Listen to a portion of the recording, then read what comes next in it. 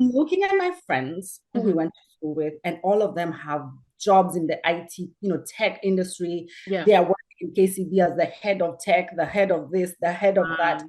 Mhm. And Joanne is working in the slum in a warehouse. I was Where was working the warehouse? in Dandora. In Dara. Yes. I know In something about the Dara. Yeah. So you're working in a warehouse there. So I'm working in a warehouse. It was a very abusive environment. They kept saying you're stupid, you're this, you're that, you're Really? African. Yeah. Are you kidding me? Oh, I'm not kidding. So at some point I had to choose me because I realized the way your self-confidence, which was already shaken, now was negative completely. Yeah, they're trying to crush you now. They're Like, trying to crush you completely. wow. Mhm. They never used to pay, by the way. So if you're the kind of person who's going What through do you this, mean they never used to pay? they'll pay you whenever they want. They'll pay you half. They'll pay you quarter. And I know there are Are people there who no laws in Kenya? Is it labor laws or what? You work for somebody for free without them paying you? They pay you when how do you pay your bills? they don't care because you're desperate, And right? there's nothing you can do? There's nothing you can do because where will you get the money to go sue these people? Because at that point, think about it. Maybe you're being paid $300 a month, right? Or 200. That's what they're supposed to pay you. About maybe 30, 35,000 Kenya shillings. Exactly. But remember, they're paying you like half. They say, oh, we're not doing well. We'll pay you next month. So you're being paid maybe 15,000 Kenyan shillings. Wow. Are you going to spend that money on a lawyer, or are you going to take that money and try to put a roof over your head and figure out how to eat and all that stuff? So that's how tough it is that there are so many people who are being mishandled and there's only so much they can do. That's sad. That's extremely sad. I know. And it's terrible. It's terrible. And I totally empathize with everyone who tells me, this is what I'm going through. And I have an employer that doesn't pay me. And that is why I have made it my mission to help people because I know it's not easy. I quit this job. Now I'm homeless, remember? Now I really don't have anything going on with me. So I was moving from couch to couch, people's Wow. couches. So you can Yeah. only stay for some time. You can't really stay for a long time. Yeah. So the struggle was real. That is the Wow. best way I can say it. There's a career fair that is happening in Philadelphia, and I need you to go. So she's like, I need you to go. This thing is happening in September.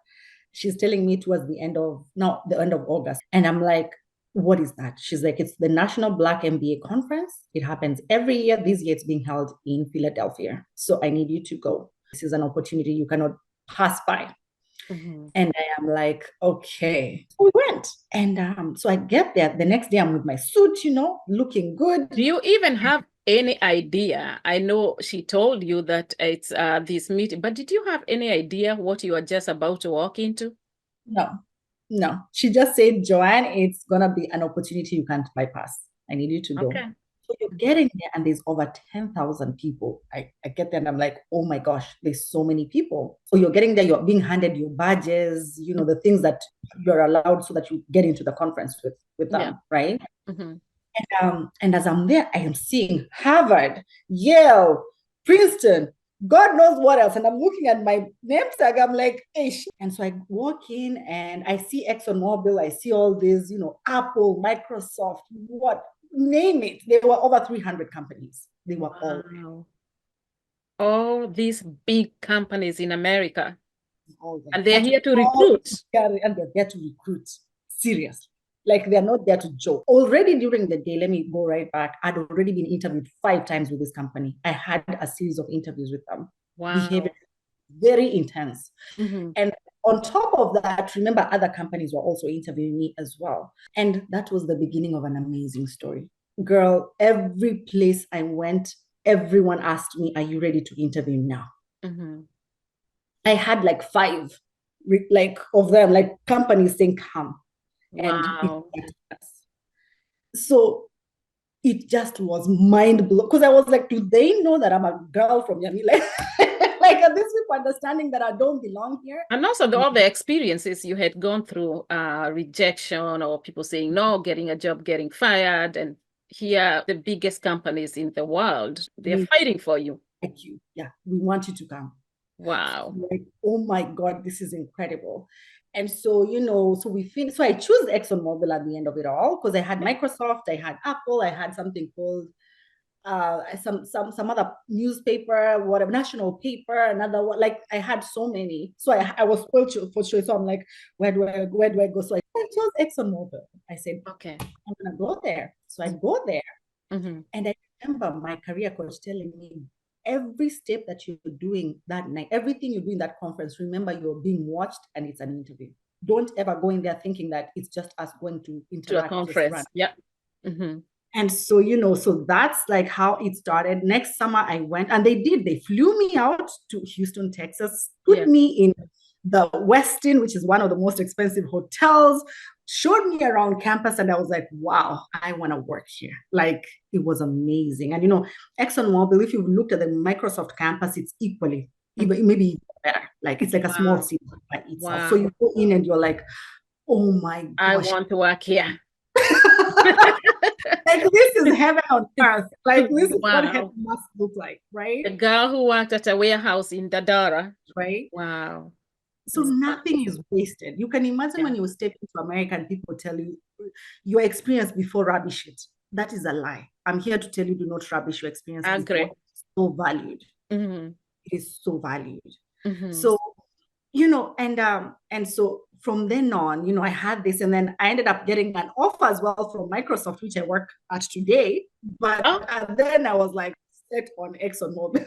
Oh, wait, hold on. So at the same conference, Exxon has now given you an offer lot. Then Microsoft come calling. They're like, we want to extend an offer at the same conference. Yeah, I'm on campus for us, yes. And you say no. Work for us.